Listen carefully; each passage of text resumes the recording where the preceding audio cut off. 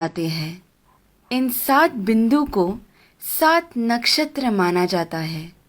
इन्हें सप्त ऋषि मंडल के नाम से जाना जाता है। ये सप्त नक्षत्र सप्त ऋषियों को दर्शाते हैं। इस प्रश्न चिन्ह के अंतिम भाग से शुरुआत करते हैं। यहाँ से पहले बिंदु को मरीचि ऋषि के नाम से जानते हैं। उसके बाद में जो बिंदु है वो कहलाते हैं ऋषि वशिष्ठा। ऋषि वशिष्ठा की बाईं ओर आपको एक छोटा बिंदु नजर आएगा। ये बिंदु ही है अरुंधति। ऋषि वशिष्ठा के बाद आते हैं ऋषि अंगीरसा। फिर आते हैं ऋषि अत्रि। फिर दाईं ओर की तरफ मुड़ते हुए जो बिंदु आता है वो है ऋषि पुलस्त्य। उसके बाद आते हैं ऋषि पुलह और फिर ऋषि क्रतु। ऋषि पुलह और क्रतु के अंतर को 5 गुना मिलाकर नीचे की तरफ आएंगे तो वहां बसे हैं ध्रुव नक्षत्र।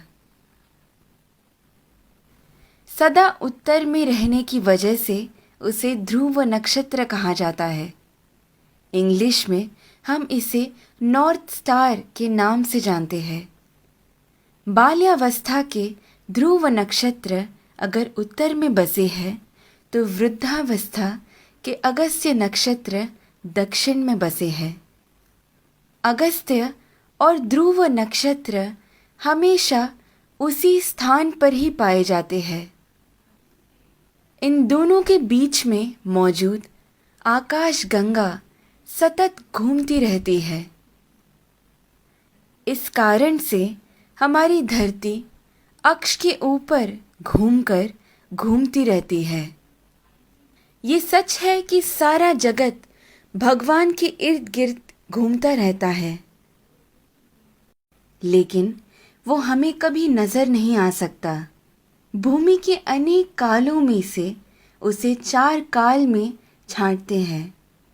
ऊपर नजर आ रहा पीठ के बल सोया हुआ प्रश्न चिन्ह के आकार में बना हुआ सप्त ऋषि मंडल हमें वसंत ऋतु में ठीक ऐसे ही नजर आता है।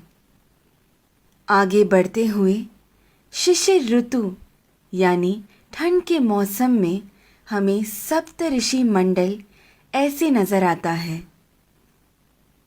फिर शरद ऋतु में जब सारे पत्ते झड़ने लगते हैं तब सप्त ऋषि मंडल हमें ऐसे पीठ के बल सोया हुआ प्रश्न चिन्ह के आकार में नजर आता है।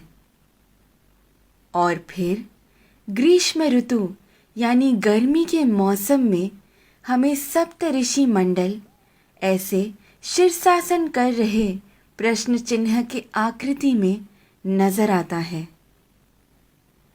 चाहे जो भी हो, जब हम ये सारे प्रश्न चिन्हों को एक साथ में देखते हैं, हमारे सामने एक विशेष आकृति हमें बनता हुआ नजर आता है।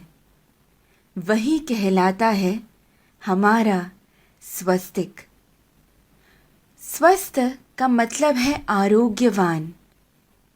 स्वस्तिक का महत्व मेरे पिता मुझे हमेशा से बताते आए हैं, लेकिन हर क्षण प्रयोग में ला रहे इस स्वस्तिक का जन्म कहाँ से हुआ ये आज मेरे पिता द्वारा जाना, जो आप सभी में मैंने बांटना चाहा।